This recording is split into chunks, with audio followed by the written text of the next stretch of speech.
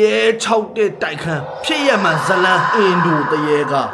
ပြောရင် horror fan တွေတွားပြီးကိုပြေးကြည့်ရမယ်စကားမှန်သိလိုက်တော့အင်ဒိုမှာလာဘင်းနဲ့နေလို့ရတဲ့အငှားတိုက်ခန်းတစ်ခုရှိအဲ့တိုက်ခန်းမှာတကိုယ်ရဲသမားတွေမိသားစုတွေငှားနေကြတာပေါ့အဲ့ဒါမထူးဆန်းဘူးထူးဆန်းတာတိုက်ခန်းနှစ်ခန်းလောက်ကအပေါ်ကနေပြီးရေယူတာပဲရေချိုးခန်းမှာအပေါ်ဓာတ်ကနေရေအရန်ယိုနေတော့နေလို့တိတ်အဆင်မပြေတော့တိုက်ခန်းမန်နေဂျာကိုတွားပြောတာပေါ့ပြဿနာပတ်စံပေးပြီးတော့လဲနေရသေးတယ်ရေယူတာပြင်ပေးဖို့ဆိုခေါင်းရှောင်ကြတာကိုဘာသာကိုတွားကြည့်မယ်ဆိုပြန်တော့လဲအဲ့အပေါ်ဓာတ်6လွာတစ်ထက်လုံးကိုပိတ်ထားတာတဲ့ကဲအပြာရောင် channel ကြီးတစ်လေးမှာတွားကြည့်လို့ရပါတယ်ဘလို့ကြည့်ရမလဲဆိုတော့ကိုသိန်းရဲ့ပင်ဗီဒီယိုနဲ့ bio မှာသေချာပြောပြပေးထားပါတယ်တခုပဲပြောပြမယ်တရေမှသားမီးကလူတယောက်ကို4ရက်ပဲအချိန်ပေးဇကားလေးရဲ့နာမည်က The Haunted Apartment Miss Key အသေးဖြဲတဲ့တရေကမကြည့်ရဘူးဆိုရင်